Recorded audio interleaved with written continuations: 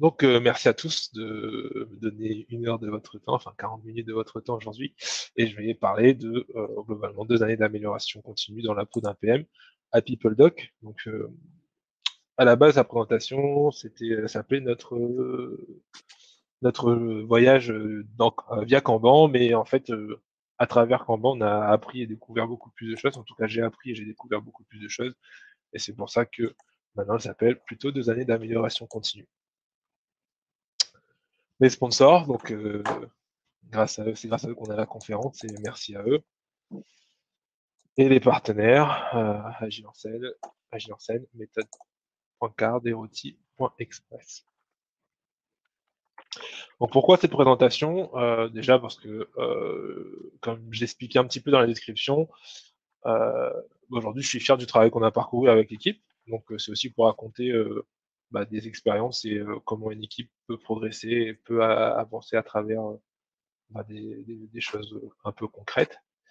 Et j'espère que vous apprendrez, enfin, vous partagez des choses qui pourront peut-être vous inspirer et que vous pourrez peut-être apporter dans vos équipes pour ceux qui font du logiciel. Donc un petit peu de contexte. PeopleDoc, donc ça fait 4 ans que je suis chez PeopleDoc. Ce qu'on fait globalement, c'est qu'on permet aux gestionnaires RH de numériser l'ensemble de leur process, de l'onboarding à l'offboarding, de l'accueil au départ du salarié, de collecter l'ensemble de ces documents-là et de les mettre à disposition de façon sécurisée aux gestionnaires des salariés, aux gestionnaires et aux salariés. Donc par exemple votre contrat, vos amendements sur le contrat, vos bulletins de paie, etc. Donc on permet de collecter l'ensemble de ces documents-là et de les mettre à disposition des salariés. Donc il y a 3 ans de ça, on s'est fait racheter par une société américaine qui s'appelle Ultimate Software, donc qui fait globalement un core RH. Pour ceux qui ne savent pas, c'est l'ensemble, c'est un système qui permet de gérer l'ensemble des données salariées et un peu plus. Et il y a 2 ans de ça, suite à notre rachat par un fonds d'investissement, une fusion a été annoncée. Donc depuis 1 an et demi maintenant, on est en fusion avec une société qui s'appelle Chronos, et on a annoncé la nouvelle société qui s'appelle UKG. Et voilà. Donc ça a fait pas mal de changements, pas mal de disruption, j'aime pas trop ce mot, mais de perturbations dans notre façon de travailler, dans notre façon chez PeopleDoc. Et à côté de ça, on était à la base une startup, donc financée sur fonds privés avec pour objectif de faire de la croissance. Mon équipe à moi, on est passé de 5 personnes quand je suis arrivé à 14 en 4 ans. Donc on a été distribués bien avant la hype Covid. Donc depuis le début, mais l'ensemble des développeurs avec qui je travaille sont à distance. Donc tout ça dans un département lui-même, passé de 30 à plus de 100 personnes. Le produit a été conçu et on a investi beaucoup sur la dette technique au début, alors avant que j'arrive, donc évidemment qu'on a dû payer sur les 4 dernières années, rembourser on va dire. Donc comme je vous disais, on a une acquisition suivie d'une fusion. On n'avait pas de Scrum Master, coach agile dans l'équipe, on n'en a toujours pas. Et quand je suis arrivé chez PeopleDoc et dans mon équipe, il y avait personne qui était formé aux méthodes agiles d'une façon générale et à Scrum plus particulièrement, ce qui fait qu'on était dans une dynamique, le terme a été popularisé récemment, je crois l'année passée, qui s'appelle Zombie Scrum, où en gros on faisait un espace de Scrum, mais on savait pas trop pourquoi, l'équipe finissait jamais ses sprints, n'était pas du tout engagée dans la méthode, et du coup en tant que PO, PM, j'étais le seul à, entre guillemets, essayer de tirer un peu l'équipe pour qu'elle se sente concernée par ce sujet-là, le découpage, les démos, etc. Et, bref, ça marchait pas trop. On avait une équipe très, très faiblement engagée, on va dire, vis-à-vis de sujet de la méthode et d'organisation de l'équipe. Donc c'était finalement des devs qui étaient surtout là pour faire du dev. Tout au long de la présentation, je vais essayer d'utiliser des petites citations, mais en conclusion, ce qu'on peut dire, c'est qu'on faisait du Scrum pas parce qu'on en avait besoin, mais juste parce que finalement c'était là et qu'on savait pas quoi faire d'autre. Et un jour, je suis allé, donc moi je suis allé en congé, donc au Monténégro, super pays d'ailleurs. Et quand je reviens, j'apprends, donc ça c'est notre documentation dans notre document de rétro, que l'équipe veut tester Kanban.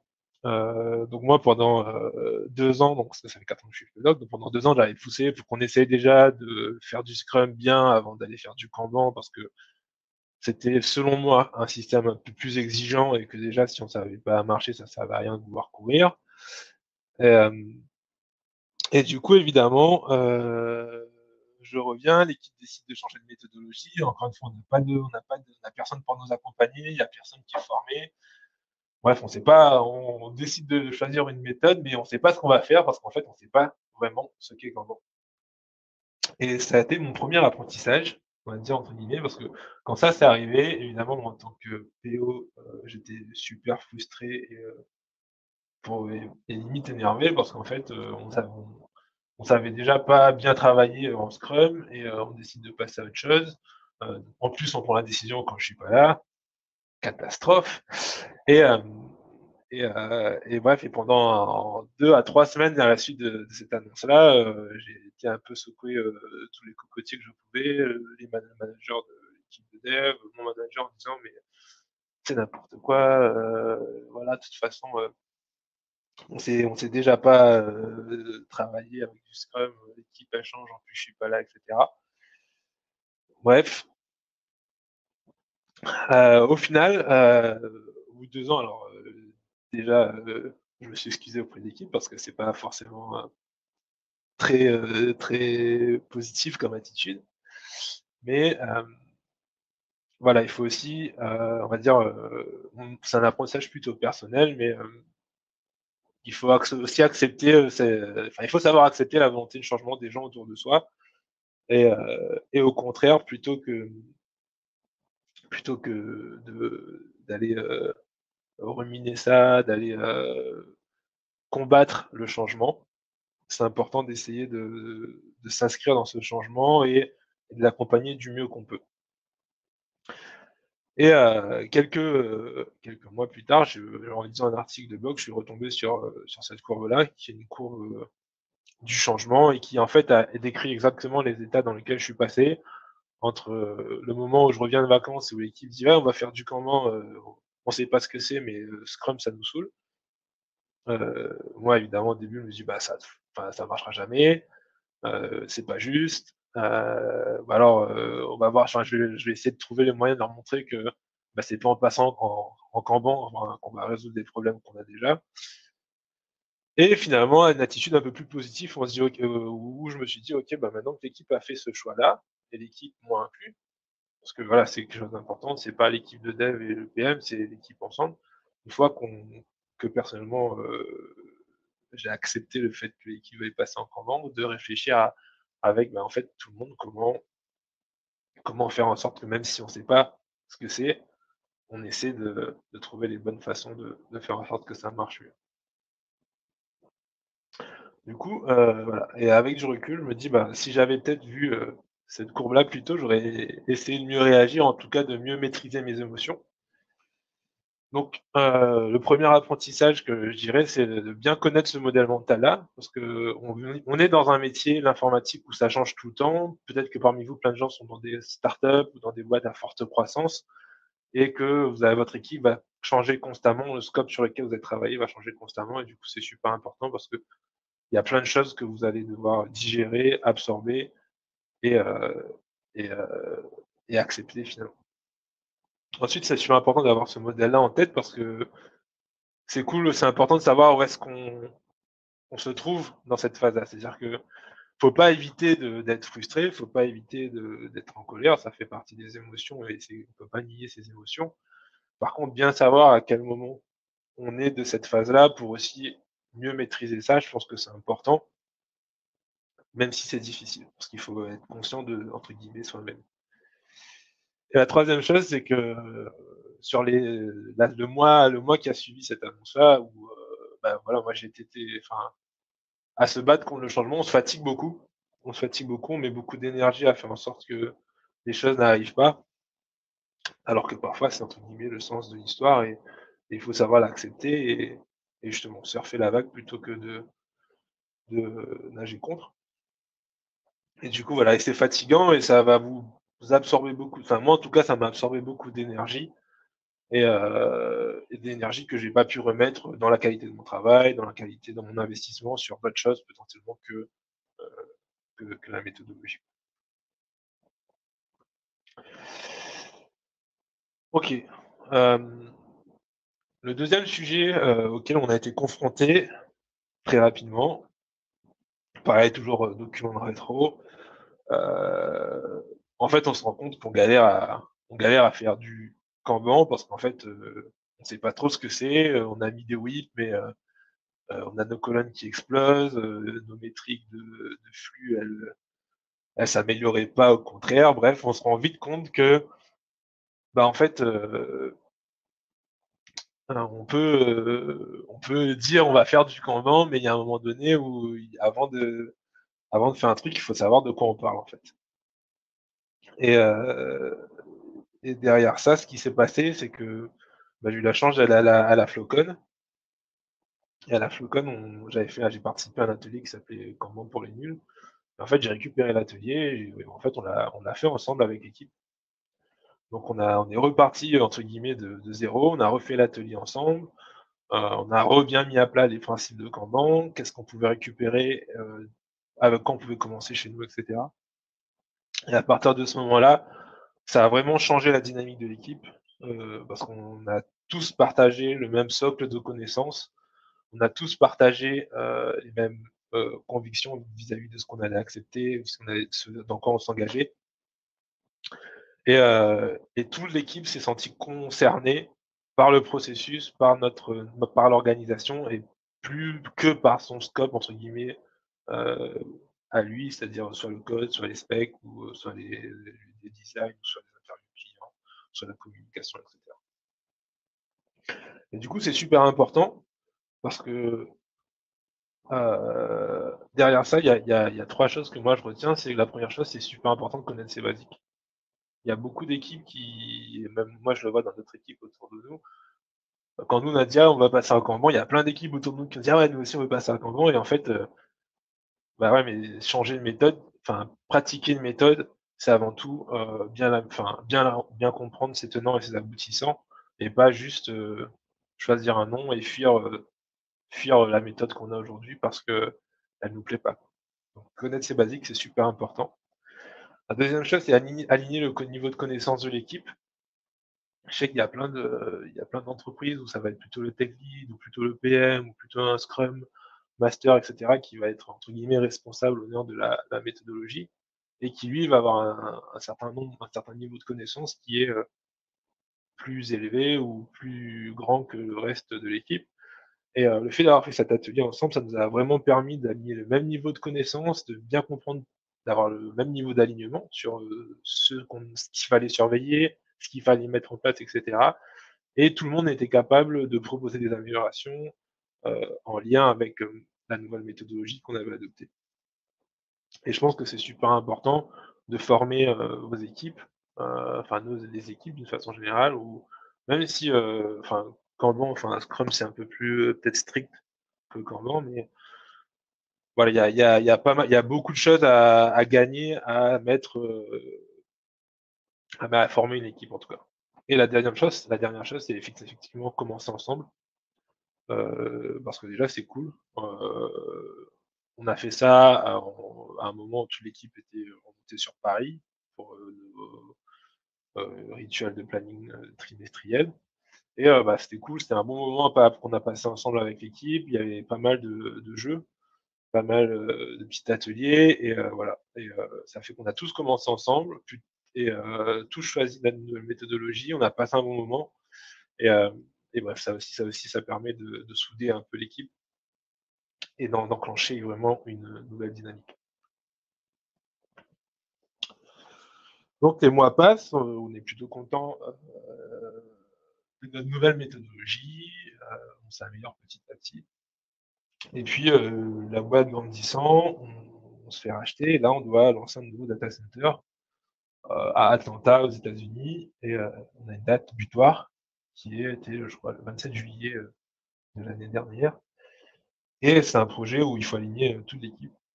toutes les équipes de PeopleDoc et c'est un projet d'envergure qu'on n'avait jamais mené jusqu'à présent.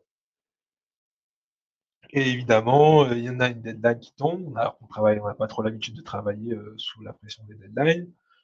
On essaie quand même d'être une équipe produit moderne, donc voilà. Il faut se coordonner avec d'autres personnes, ça part dans tous les sens. Il y a 3 Slack qui sont ouverts, 4 documents. On commence à créer un fichier Excel, pour loguer toutes les actions à faire. Bref, on s'éparpille et heu et ce qui s'est passé à ce moment-là, c'est que la personne, qui était owner de ce sujet-là dans notre équipe, bah, elle a perdu pied, en fait. Elle a perdu pied en rétro, un jour, elle dit: «Ouais, bah, c'est chaud, quoi. Là, moi, je sais plus où est-ce qu'on en est, je sais plus, comment suivre ça». Nous-mêmes dans l'équipe, on savait pas comment l'aider parce qu'en fait, on savait pas où est-ce qu'elle en était. Elle, par rapport au travail qui était fait par rapport à notre propre produit, mais aussi par rapport au travail des autres équipes et à ce moment-là, on se dit: «Ouais, mais en fait, on se rend compte qu'on est en train de qu'on est totalement sorti de notre process, en fait». Au moment où on en avait presque le plus besoin, on a zappé notre process et on s'est mis à travailler comme on n'avait jamais travaillé avant, avec, des tâches loguées partout et cetera. Et heu et du coup, c'est dommage parce qu'en fait, on s'est rendu compte qu'on s'entraînait, finalement au quotidien à travailler avec un process, avec, une façon de faire, qui était la nôtre, qu'on avait améliorée, sur lesquelles on était tous alignés le jour où on a été mis sous pression, bah, on a complètement zappé cette méthode-là et on s'est entre guillemets, «affolé» quoi et on a mis sous pression, qu'un membre de notre équipe alors qu'on aurait, jamais dû. Donc au final, ce qu'on a fait, on a fait quelque chose d'assez banal, hein. On a juste, repris tout ce qu'on avait éparpillé dans tous les chats et tous les documents. On a refait passer ça, dans notre board sous forme d'un projet clean et structuré la personne qui était en charge, elle pouvait, s'organiser vis-à-vis de notre façon de travailler. L'équipe avait de la visibilité sur comment ce projet-là avançait et potentiellement était capable d'aider, soutenir et d'apporter son aide au moment où l'honneur de ce sujet-là en avait tout ça pourquoi? Pour dire qu'en fait, ben, on peut vite avoir tendance parce que c'est facile, hein, parce que le contexte s'y prête, parce que on se retrouve dans un contexte un peu différent d'oublier comment on a l'habitude de travailler et c'est super important de se rappeler ensemble, déjà en tant qu'équipe, notre façon de travailler, d'être, exigeants, stricts les uns avec les autres lorsque l'un des membres, ne respecte pas cette façon de travailler-là ou lorsqu'on voit que, ben, on est en train de diverger un peu et surtout les respecter parce que voilà, c'est super important et c'est ce qui permet en tant qu'individu et en tant qu'équipe de rester organisé et de donner de la visibilité sur ce qui est nécessaire et surtout lorsqu'on est mis sous pression parce qu'en fait, comme je disais, finalement, on s'entraîne au quotidien à utiliser cette façon de travailler-là, heu, bah, sur des petits projets, sur des petites stories ou des projets même de plus grande envergure mais avec moins de pression. Et c'est ce qui sécurise, en fait, c'est ce qui sécurise, notre delivery, notre product management, notre communication vis-à-vis du reste de l'entreprise et du coup, c'est important de dans les moments de pression, d'en être conscience et de encore plus faire attention à la façon dont on travaille et à respecter ce qu'on a déjà mis en place et ce sur quoi on et la façon dont à travers laquelle on s'est habitué à travailler.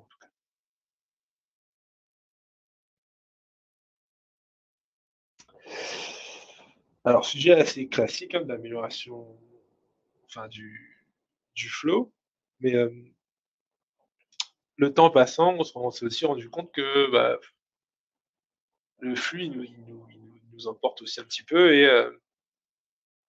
et on a, et on était peut-être, trop occupés parfois pour, être concentrés sur, l'amélioration.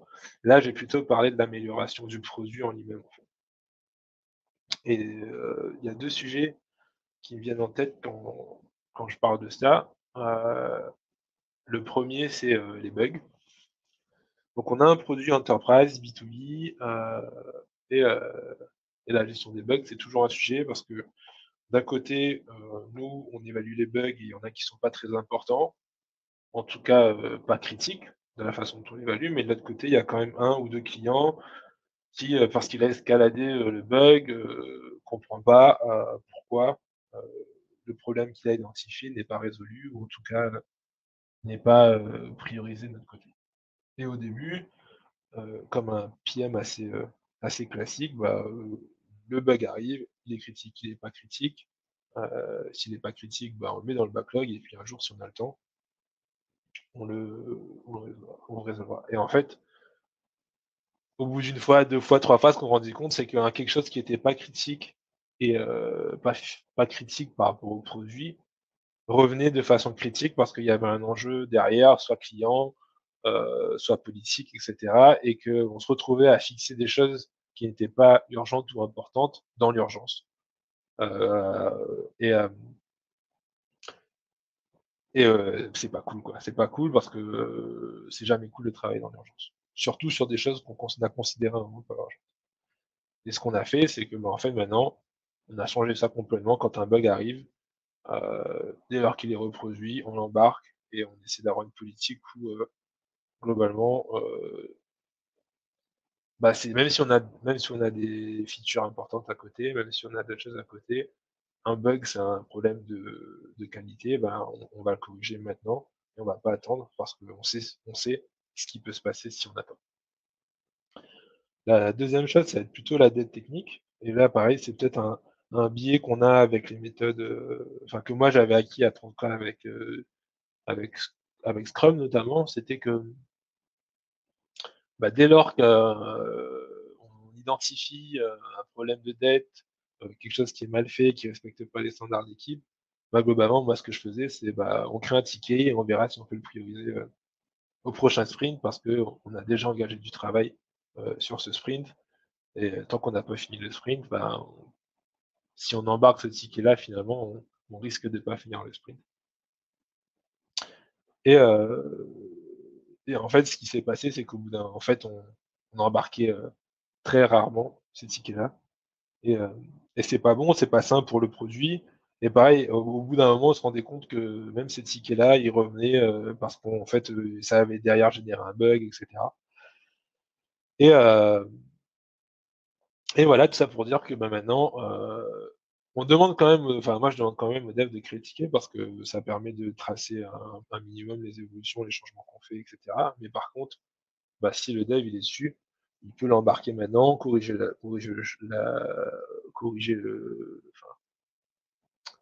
réparer, ou cleaner ce bout de dette-là et ça permet derrière, bah, justement d'arrêter d'empiler de la dette dans un backlog et de fixer au fil de l'eau et et puis voilà et d'améliorer de façon continue la qualité du produit. Heu, Derrière ça, il y a bah, du coup, les leçons que moi j'ai appris évidemment, c'est, essayer au maximum de réparer les choses cassées dès qu'on les identifie, que ce soit des bugs, que ce soit de la dette technique, même de la dette fonctionnelle, hein, on en a aussi beaucoup. On a un produit qui a été construit très rapidement, avec un gros enjeu initial de mise en prod et la dette elle est partout quoi, fonctionnelle, technique, design et cetera. Mais pour faire ça, il y a des prérequis. Le premier évidemment, c'est limiter l'encours. C'est-à-dire que si on a beaucoup de choses en cours, on n'a jamais de temps ou de place pour réparer les petits trucs qui arrivent et au fil de l'eau, quoi. Donc c'est super important et c'est une des clés de Kanban évidemment, mais ouais, de s'assurer qu'on n'a jamais, 5-6 sujets en parallèle, sur lesquels importants, d'autant plus, qui vont faire qu'en fait, tout ce qu'on peut ou tous les petits imprévus ou toutes les choses qu'on doit fixer à un moment donné, on ne pourra jamais les embarquer parce qu'on a toujours quelque chose de plus important. La deuxième chose, c'est d'ouvrir le processus de priorisation et ça, c'est super important. C'est, de switcher de ce rôle un peu où c'est le PO qui est maître du backlog, maître de la to do à, OK, en fait, c'est l'équipe qui est maître de sa to do, tous ensemble et Et voilà, il faut que le designer qui a identifié un petit glitch de l'UX, il puisse créer le ticket et l'apporter et le discuter au grooming. Il faut que le dev qui a identifié, pareil, un refacto important à faire ou un petit, même pas enfin, important, mais qui permettrait d'aligner des choses dans le produit, puisse l'apporter sans souci. Voilà, il faut que le processus de priorisation il soit ouvert, il soit clair et que tout le monde puisse contribuer, participer. Et donc, typiquement dans notre équipe aujourd'hui, ben, tout le monde, enfin, au grooming, tout le monde amène les tickets qu'il pense important d'amener maintenant, quoi. Et on en discute et on priorise ensemble en fonction évidemment des enjeux business, etc., mais aussi bah, voilà, des enjeux de qualité à la fois produit et design. Et le dernier point qui est un peu provocateur, c'est qu'il faut aussi sous-occuper l'équipe. C'est-à-dire que limiter l'encours, en soi, c'est déjà important, mais c'est pas suffisant. C'est-à-dire que même si j'ai 2 sujets super importants, bah, ça fait que 2, mais au final, s'il y a beaucoup de choses à faire sur ces 2 sujets-là, on prend toujours le risque de jamais prioriser le tout venant.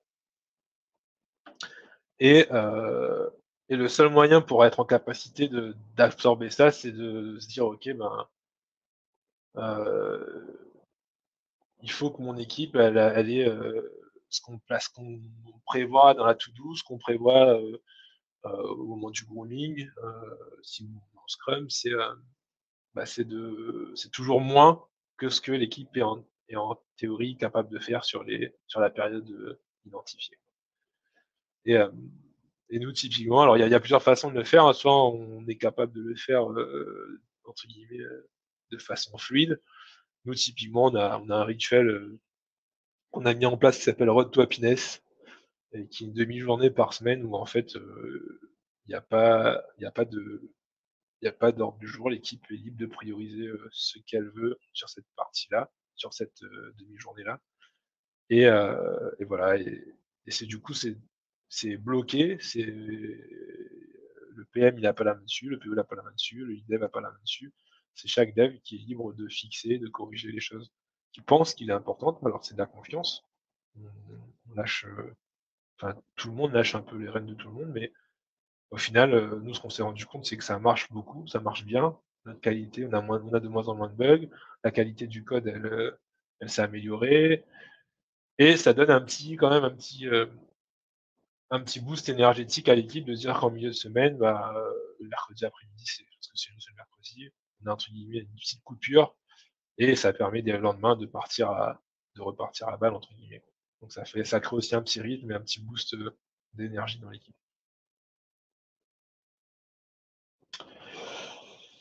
Le problème suivant et c'est pas vraiment un problème, mais il y a plusieurs fois où en rétrospective, on a des problèmes qui sont revenus et on a essayé des choses et et ça marchait jamais, en fait. Et il y a des problèmes qu'on a traînés 2 mois, 3 mois et qu'on n'a jamais, réussi à résoudre et souvent pour ça, ça crée de la frustration, en fait, parce que ça donne, une impression à l'équipe de stagner d'un point de vue organisationnel. Ça parasite, heu, bah, nos rétrospectives, ça parasite nos rétrospectives. Prendre un exemple, hein, il y a un moment, l'équipe trouvait qu'on avait, trop de réunions et et du coup, ben, voilà, c'était un sujet qui revenait et on n'arrivait pas à trouver de solution et du coup, à côté de ça, il y a plein de petites choses qui se passaient à côté de ça et sur lesquelles il fallait aussi qu'on trouve des solutions. Mais il y avait toujours ce problème-là qui revenait, ça parasitait nos rétros et on avait l'impression d'être impuissant et du coup, on stagnait par rapport à ce problème-là, mais on stagnait aussi par rapport à tous les autres problèmes qu'on avait à côté. Et je vais vous montrer, bah, ça c'était quelques exemples que je vais citer, mais heu par exemple, les sujets, de tech lead, donc on avait un tech lead et en fait, c'était un peu un single point of failure, comme on dit. Il avait trop de pression, trop de sujets à gérer, et il était seul à le faire, en fait. On avait beaucoup de réunions, j'en ai parlé et il y a des moments où on s'est rendu compte que nos rétros, on les trouvait pas efficaces et en fait, une des clés pour ça, c'est, bah, d'être curieux et d'aller quand même fouiller, de ce qui se fait dans d'autres équipes et pareil, je vais vous citer, 3 exemples qui sont des sources, totalement enfin, qui sont arrivées de façon totalement différente. Sur le sujet des tech leads, on a lu un article de Doctolib qui disait, bah, qu'en fait, chez eux, ils avaient créé le rôle de tech owner et qu'en fait, on pouvait avoir plusieurs tech owners, dans une équipe qui allaient chacun porter un sujet et du coup, ça nous a pas mal inspiré. On a créé ce rôle-là dans l'équipe, ce qui fait que du coup, les lead dev, suite à ça, ils étaient beaucoup moins, chargés parce qu'ils n'avaient pas à aller suivre, tous les sujets, tout le temps. Ils avaient à discuter avec, les quelques tech owners de l'équipe pour savoir où est-ce que chaque sujet en était, mais il n'avait pas besoin d'avoir un investissement intellectuel, «profond» entre guillemets, parce que cet investissement-là, il était plutôt géré par les tech owners.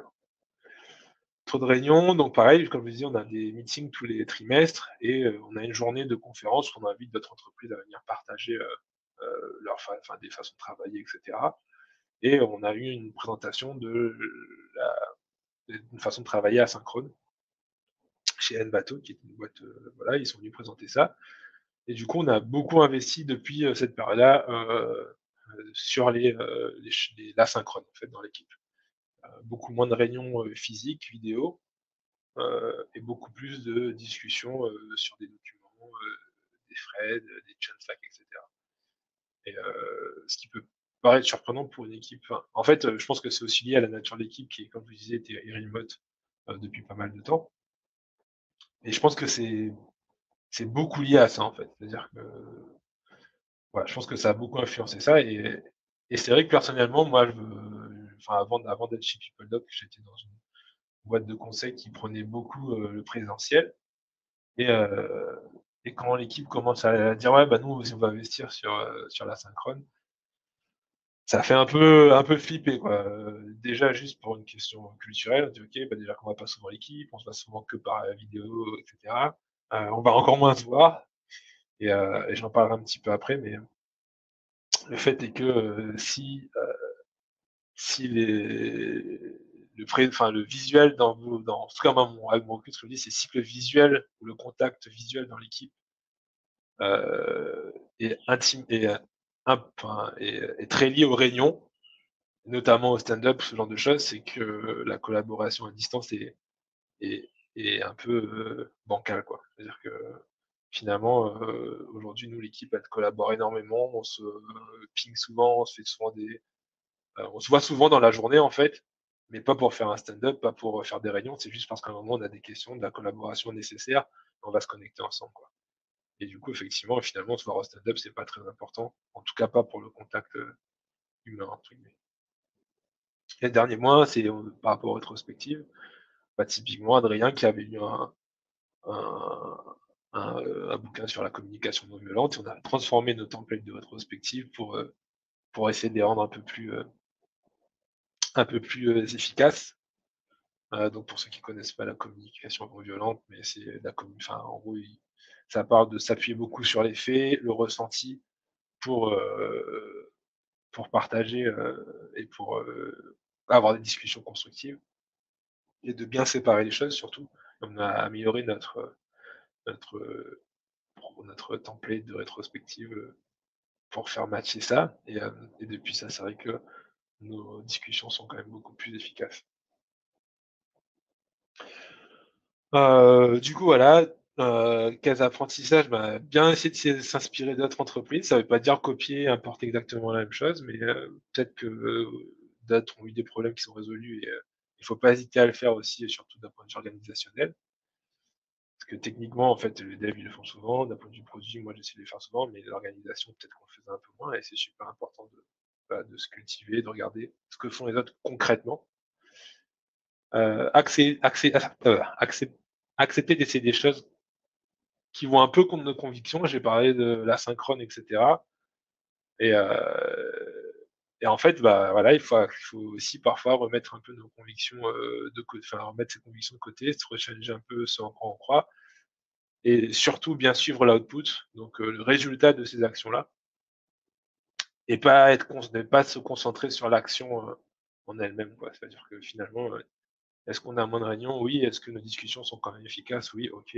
Bah, en fait, et est-ce qu'on a moins de contacts, quotidiens? Non.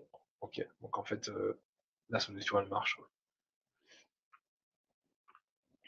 Et le dernier point, lorsqu'on est passé en Kanban en fait, et surtout après cette petite séance de formation qu'on a faite tous ensemble,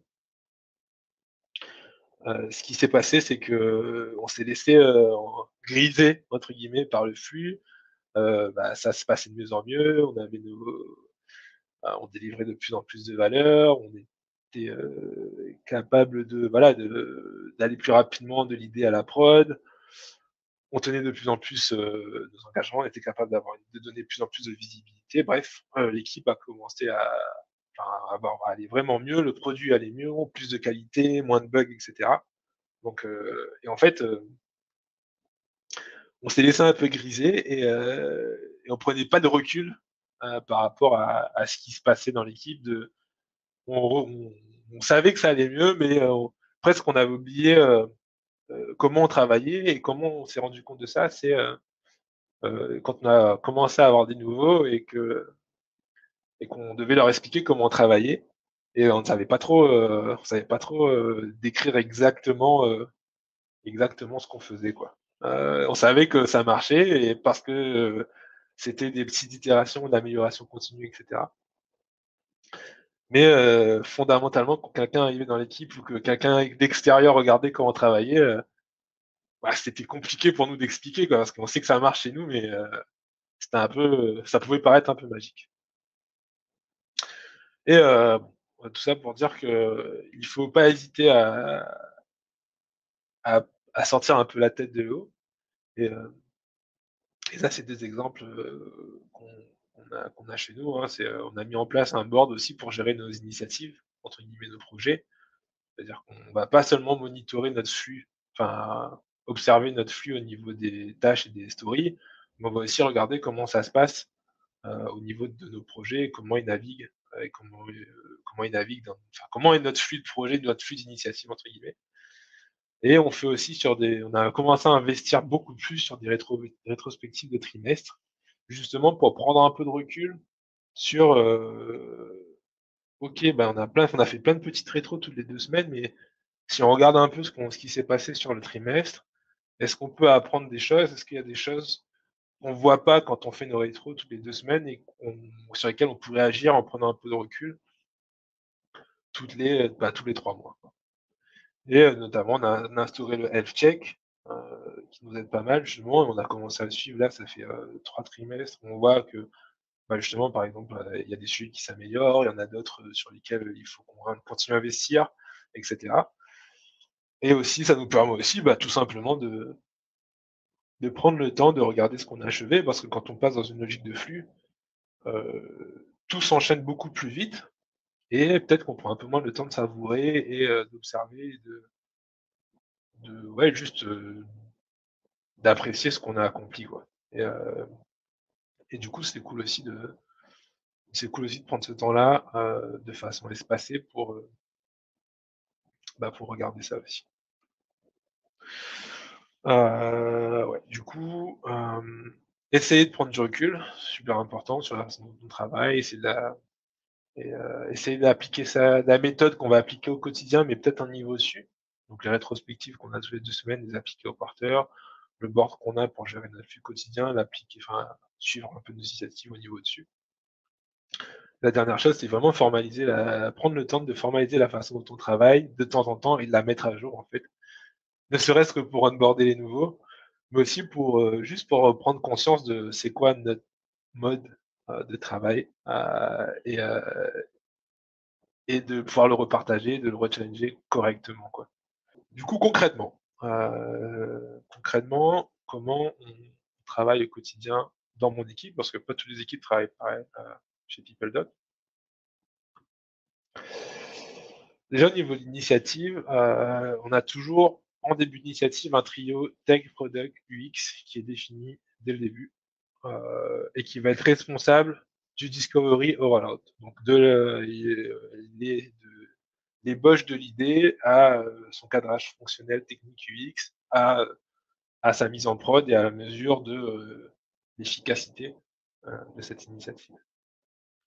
Et chaque initiative est structurée autour d'un document unique, donc on utilise Confluence, mais chaque équipe est libre d'utiliser. Donc pour chaque initiative, on a un document et d'un chat Slack dédié qui va permettre de discuter proprement autour de cette initiative et qui est animé par le tech lead principalement, mais dans lequel on va être focus sur l'initiative sur laquelle on est en train de travailler.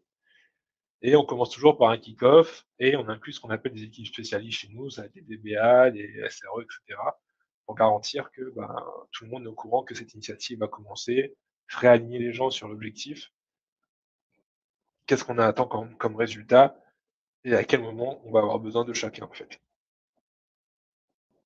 Ensuite, globalement, dans le temps, une fois qu'on définit les honneurs, on crée les artefacts, donc documents, Slack channel.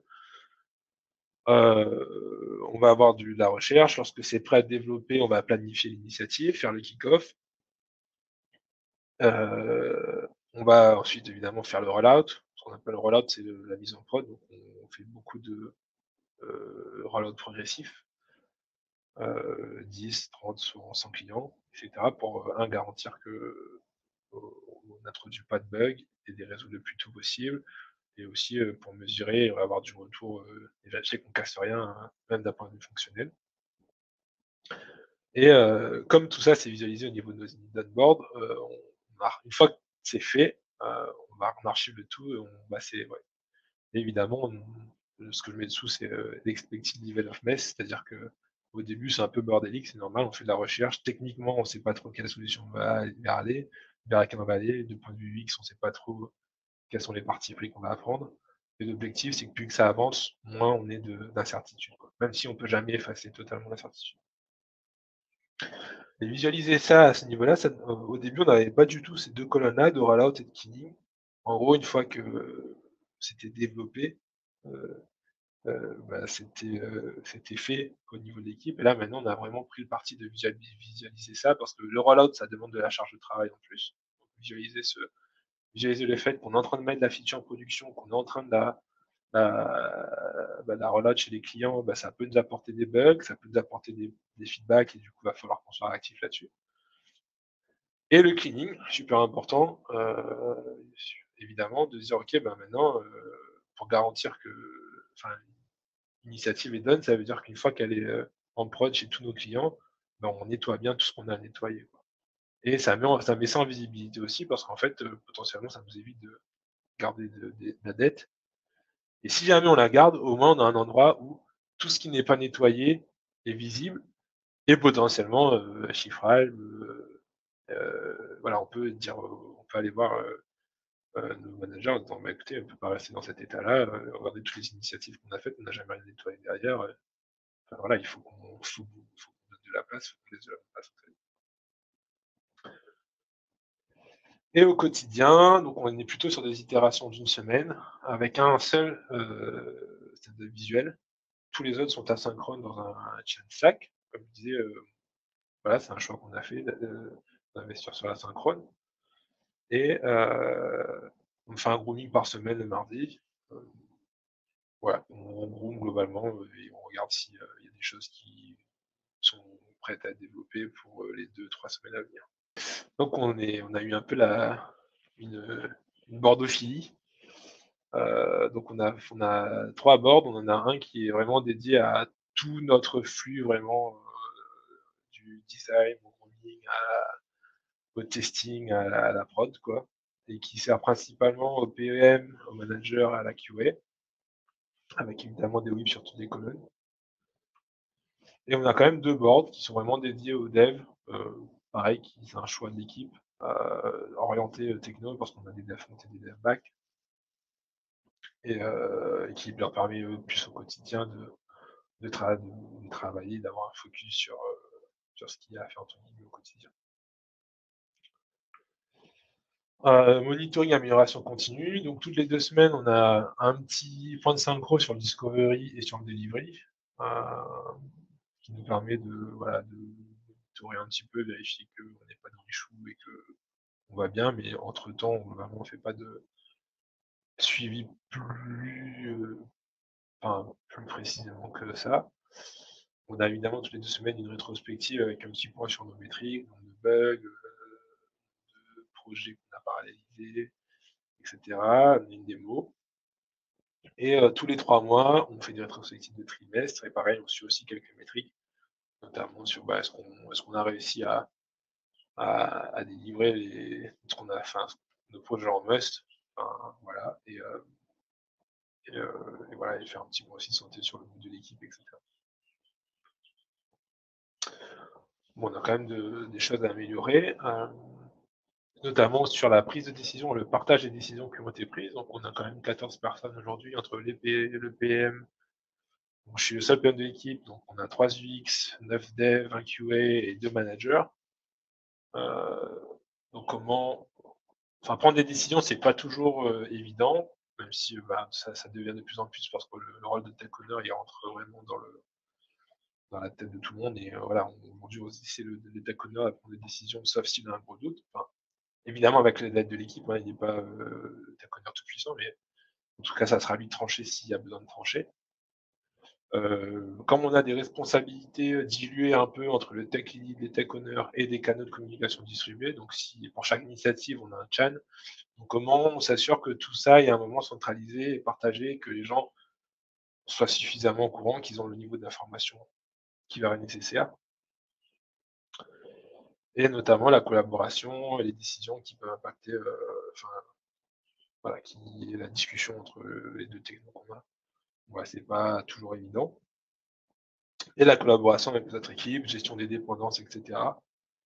Le souci qu'on a, c'est que chaque équipe fait évoluer un peu sa façon de travailler comme elle veut, mais il y a un moment donné, il faut quand même des repères communs pour la collaboration, pour tacler des sujets partagés. Et c'est pas toujours évident. Donc, on est encore en train de, enfin, on teste des choses, hein, mais c'est jamais. En tout cas, aujourd'hui, c'est pas évident.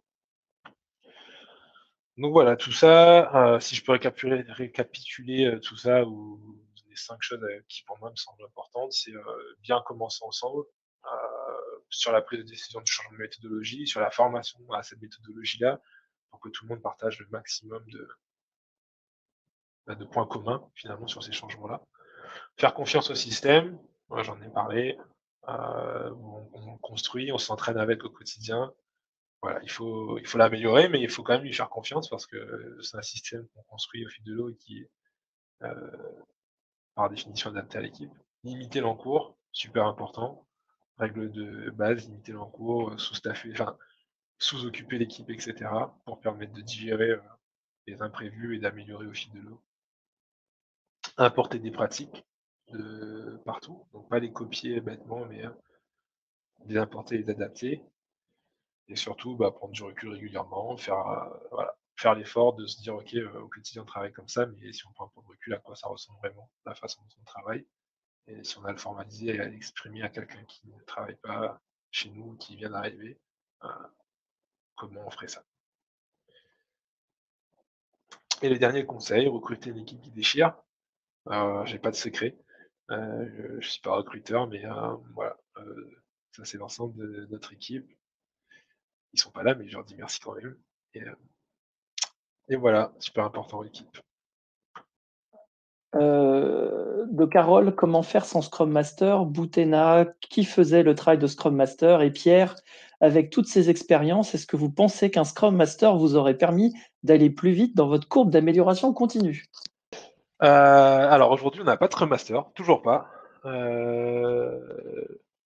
Qui jouait le rôle? Et ben, en fait, personne. C'est ce que je disais, il y en a, c'est ce qui était un peu problématique, c'est-à-dire qu'on n'avait pas le rôle clairement défini, on savait pas si on en avait besoin ou pas, mais du coup, moi, j'étais pas forcément légitime parce que, voilà, je suis PM, je suis pas Scrum Master et même si j'ai été formé, c'est pas formel. Après, je pense qu'aujourd'hui, je dirais pas qu'un Scrum Master, un Scrum Master en lui-même, peut-être pas, un coach agile peut-être, parce que je pense que ça permet d'avoir quelqu'un qui normalement n'est pas impliqué, peu impliqué émotionnellement dans le travail quotidien de l'équipe et qui peut se permettre d'appuyer un peu plus fort, de faire en sorte que l'équipe appuie un peu plus fort sur les manques, les problèmes de l'équipe en fait. Et comme et je pense que ça c'est quand même important parce que mine de rien, quand on est jugé parti, on a toujours, enfin, on se pose toujours la question de la légitimité à faire une remarque sur ouais, mais on travaille comme ça, mais les devs travaillent comme ça. Enfin, moi, typiquement, aller challenger la façon dont les devs travaillent, bah, je peux poser des questions, mais on va toujours me dire ouais, mais de toute façon, toi, t'as un biais, t'es PM, tout ce que tu veux, c'est construire de la feature. Et inversement, moi, je peux aller parfois, quand les devs vont me faire un retour, je peux avoir une réaction alors, j'essaie de pas l'avoir évidemment, mais de dire: «OK, bah non, en fait, tout ce que vous voulez, c'est, faire du code pour faire du code, vous en foutez que, la feature elle arrive en prod, le plus tôt possible pour qu'on puisse avoir des retours et cetera. Il faut absolument que tout soit toujours propre et cetera». Enfin bref, je pense que ça peut quand même aider à faciliter et à avoir des bonnes conversations et je pense que ça nous aurait aidé quand même.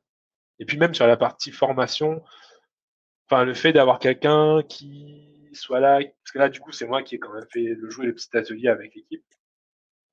Le fait d'avoir quelqu'un qui aurait pu faire ça et que je sois participant même si de l'équipe, je pense que ça aurait pu aider à avoir, ouais, à faciliter entre guillemets l'adoption de, bah, du nouvel outil qu'on avait choisi, en l'occurrence Kanban. Je pense que ça peut OK, toujours aider en fait. alors, Juliette est la personne qui a posé le plus de questions et c'est sur les rôles. Pouvez-vous nous parler de la composition des profils de votre équipe, le rôle de chacun? Je comprends pas comment le changement d'une méthodo peut être validé en rétro. Quel est le rôle du tech owner dans une équipe versus le tech lead? Quelles sont les missions principales? À quoi servent les managers dans l'équipe? Est-ce que ce sont les managers d'une seule équipe ou plusieurs équipes? OK,